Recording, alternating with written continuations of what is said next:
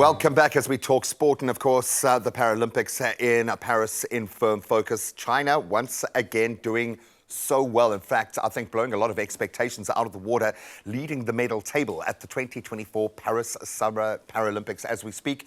And the Games highlighting, of course, the nation's dedication to, I think, Paris sports, which is fantastic, and the well-being of people with disabilities. We love what comes together in this tournament. Absolutely, man. And this has been inspiration at its finest. Now, Team South Africa also celebrates with Mpumelelo Mhlongo as well as Luzane Kutsia, securing historic medals for our country, showcasing resilience, excellence, and just being able to show up on the global stage. So, man, that is very, very excited to talk about all of this, to celebrate our country's success. And at the Paralympics, we have Lorenzo Darius in the building, Expresso sport producer, to chat about the Games in Paris. How you doing, bro? I'm good. Just give Mpumelo's middle name.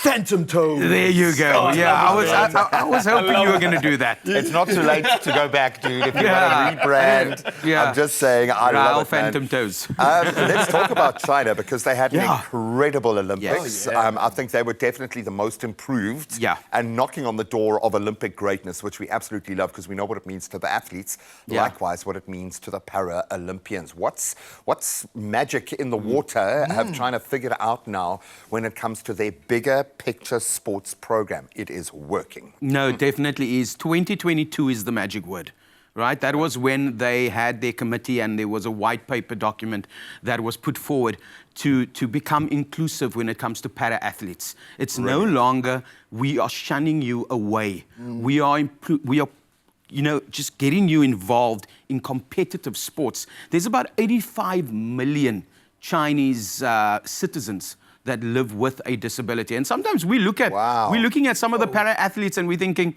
you don't look like you have a disability. Let's because just put it in perspective. That's 20 more million than are living in South Africa. That are living in our country. Which is quite a thing. So their government came through and actually have this white document where they were like, you are going to be competing at the highest level. And when you have so many citizens in your country, what are they, a billion, over a billion, you're able to have these competitions and you're able to push excellence. And to be honest with you, and Raul, you having been an athlete, I'm not taking away from able-bodied, but disabled-body athletes have to go through so much more to get where able-bodied athletes are, and on that level, earning. So the system of support has been put in place. Money has been put behind them.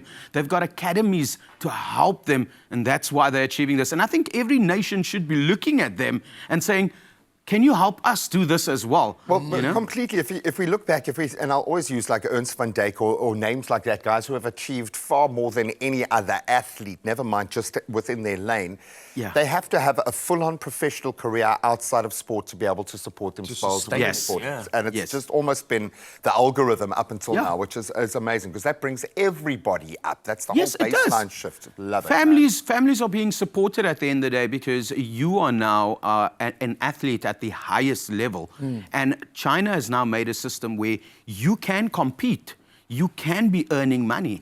So that's the nice thing about it. We don't see enough. When last have we heard about just a normal competition for disabled body citizens in our country? We should be having more. And I think that draws the polarity to what's going on in our country, because yet you now have athletes that do not have that full system, that are going through 10 times more the obstacles, and still somehow from meddling, our country show up. Men's 100-meter T44, Phantom Toes takes the gold medal. How did he go up against all that adversity and win? How, Lorenzo? Talk to me. Look, at the end of the day, it is determination, right? I was reading up on him as well. He's an alumni of UCT, engineering student.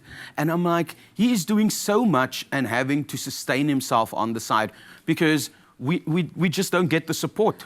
They don't get the support. We as citizens, we don't go out there. I blame us. I blame myself for not going to these athletics meets. I've been trying to get through to Greenpoint and just going and sitting and watching these guys. Even if it's one or two people just cheering them on, I think they love it, and it's pure determination at the end of the day. That being said, how do we make it real in the real world here? You see the sporting structures as that translates to the commercials within TV. And we've seen what just a little bit of a plug in there has done, for instance, for cricket in the women's space.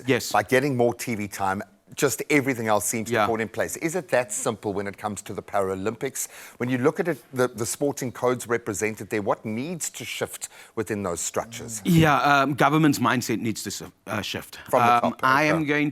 going to say that with what Gayton McKenzie, our sports Gayton. minister, arts and culture, is doing at the moment, he's going to have to get down and dirty now. And he strikes me as the kind of guy who will, yeah. Yeah, he will. He Yeah. definitely will. He's not someone that's scared to do it. We've seen what happened before. We kind of dwindled from the early 2000s with Yeah. how many medals? 38. We went to 7 in Tokyo. We're only on 2 at the moment. So we haven't even met our lowest. We are now at the lowest. And I think, and I'm going to round it off there because I'm kind of seeing a full circle moment here. When we think of how, for instance, we did within the 100-meter relay Yes. versus America, where money, yes, but time and focus Yeah. often can mean just as much, Yeah. but it's got to be represented as the sprinters laid out Definitely. within the sporting structures. Yeah. That's why they did it. It's yeah. like a little kid. If he sees his dad or his mom out at a sports meet, that excitement and that determination to win and make them proud is there. We as a nation need to start going out to these sports meets. They have it every week. And I think that we need to just put it out there and invite everyone and say, guys, let's just take an hour out of our time during the week and go support these athletes. So that I can feel my son rolling his eye, just apologizing to all our Paralympic athletes in South Africa. I'm sorry, my dad's coming to watch you play. I'm so sorry, Dad. Please excuse his behavior, but I get I'm very, taking you with me next time. Taking you I get both very with me. emotionally invested. Okay, Yeah. just saying, if anyone's got any Springbok tickets floating around as well, I'm there, man. I will make up that stadium. But, buddy, thank Not you me, so much. not me. We absolutely love the fact that this platform is still there after the Olympics to give these athletes the opportunity to shine like this. Come on, Team South Africa.